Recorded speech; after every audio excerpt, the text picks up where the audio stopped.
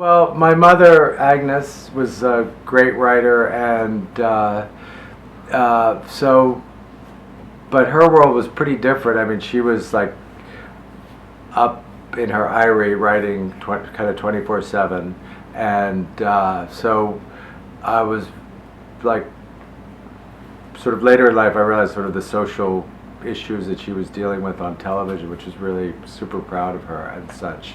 But I think my real influence was more from my father, who was loved making home movies, and he used 16 millimeter camera and was always splicing together these. They had lights and this little camera, and would splice together these home movies in our sun porch. So that always fascinated me, and so it was photography that really was what interested me first, sort of nature and photography. Well, I was going, my plan, I was just nature called to me from like the earliest days, and my big question was whether I would become a marine biologist or an ornithologist. This is in high school.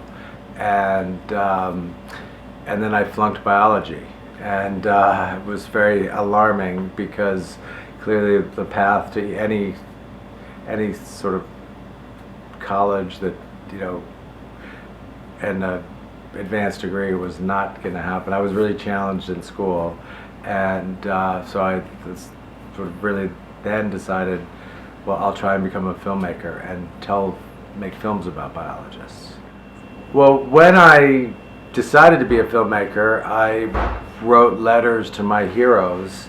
I guess I was a junior in high school, sophomore in high school, like 10th grade.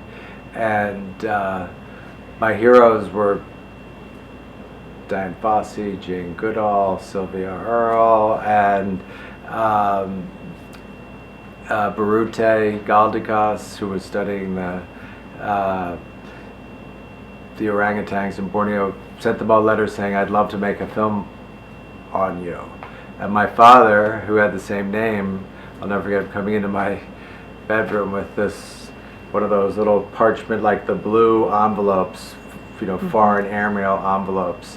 And this one had a Rwandan stamp. He's like, what's going on here? Because it was a letter from Dian Fossey saying, I'm busy now, but write back, and we, stay in touch, and we'll talk about when you could come to Rwanda. She didn't know I was in high school.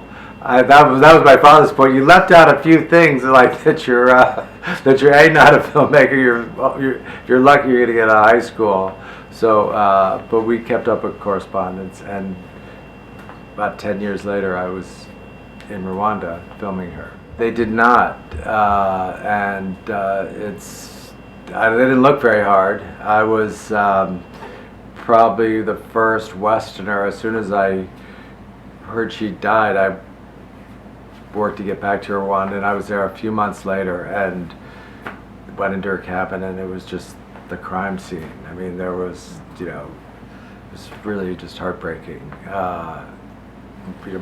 Panga that killed her was just lying on the floor and blood everywhere, and so I think they just I sort of suspected they were happy to be done with her. I have no idea. I don't know if intervene is the right, push them harder. I mean, I was the person that knew Dian. There was a lot went into Gorillas in the Mist. I was one of the producers. I was co-producer of Gorillas in the Mist. I was the person that knew Dian, and so I had talked to her a lot about doing a feature film on her life, and she just scoffed at the notion. And it wasn't until she was murdered that suddenly there was a great deal of interest. And Sigourney Weaver was my first choice from the get-go. So it was really great to be. I took her to Rwanda. So Warner Brothers was interested in Sigourney, big star, but they were very skeptical about filming in Rwanda. And it never occurred to me, of course you would film there, because that's where the gorillas are. And and the ones she had habituated, I knew we could go right in and film them, and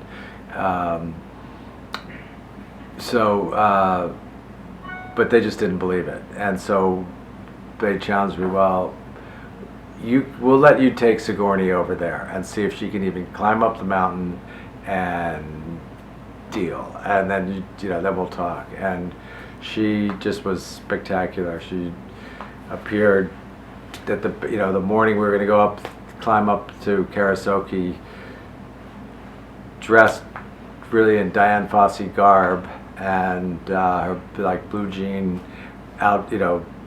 bush gear, and was like ready to go. And we just went up there, and she looked like Dian. I mean, a lot of people were just her rangers were just pretty freaked out by the whole experience, and but she went on poacher patrol and really met the guerrillas and helped convince Warner Brothers that we should do this.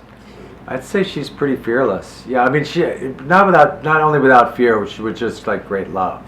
She wanted to play this role so much, and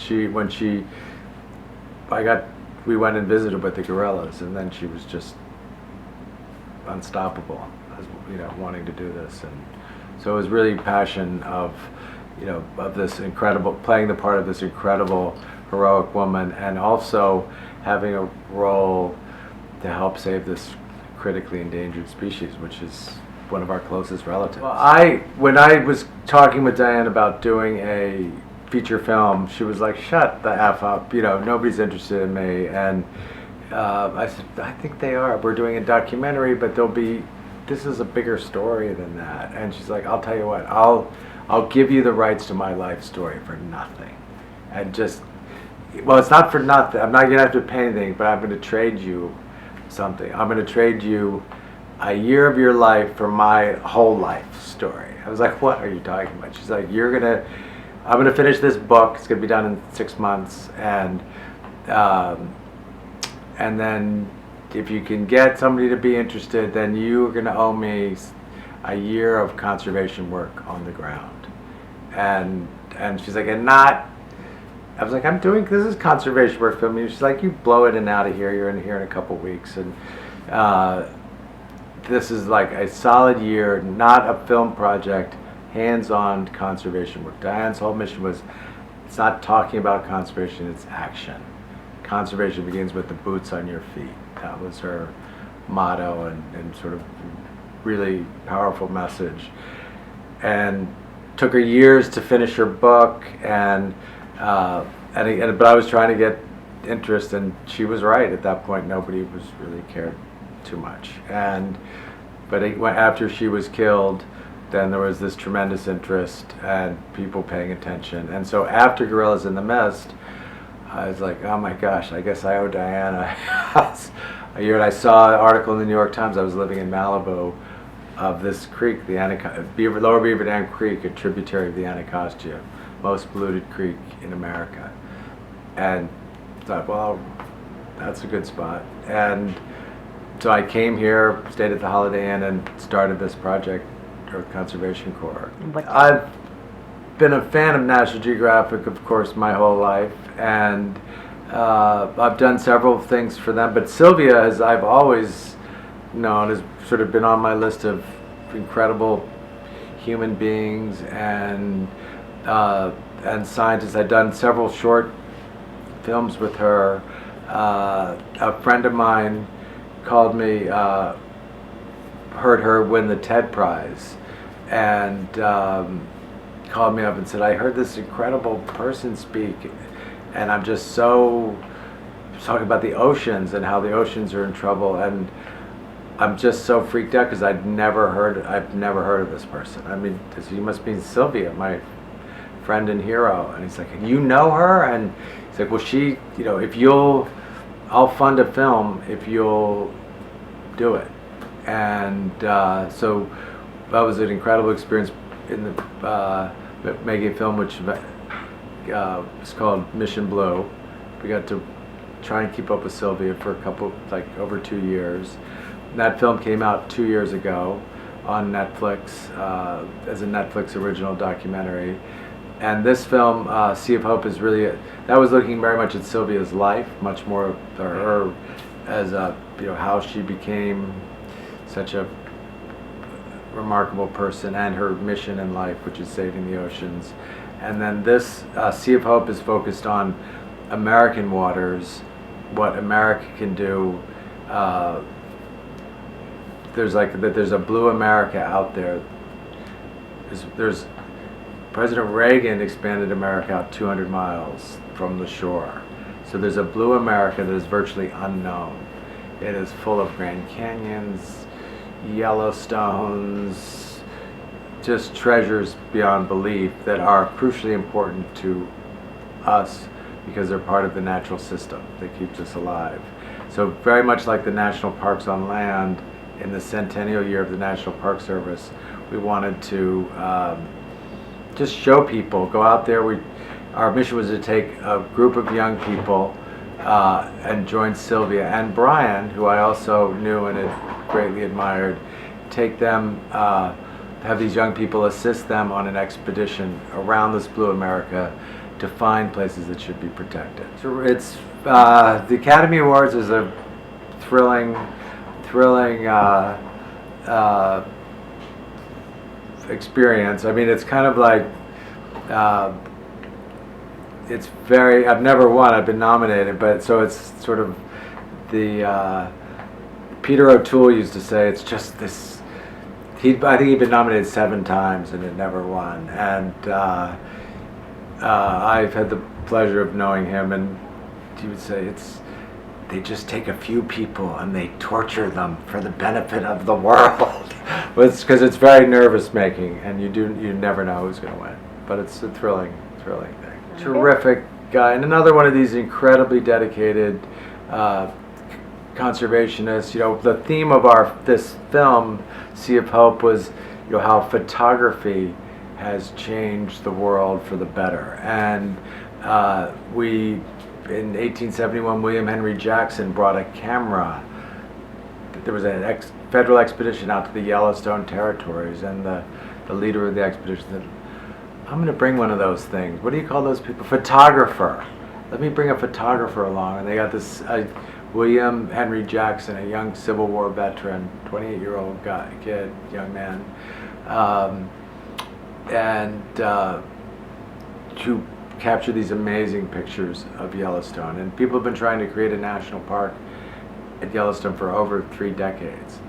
When his pictures came back, showed them to Congress, because it was this federal expedition, pretty much instantly people created the world's first national park. So our goal in this trip was to have Sylvia on the science side and Brian as sort of reprising that role of William Henry Jackson underwater and collecting images that will inspire people. Well, I am always an optimist, and I think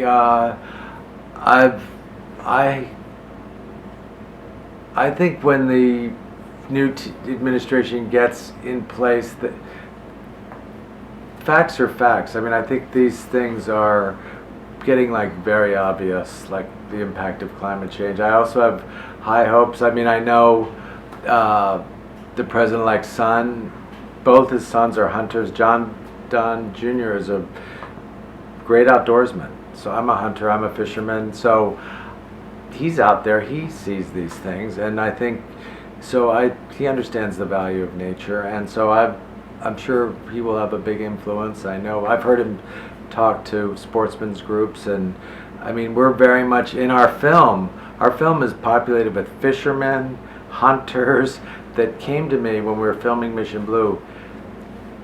Can I talk to her? I know who that is. Can I talk to Dr. Earle? I was like, of course. Why can't go talk to her? He's like, well, she might not want to talk to me because I'm a fisherman. I'm like, she's going to want to talk to you because you're a fisherman. Why do you want to talk to her?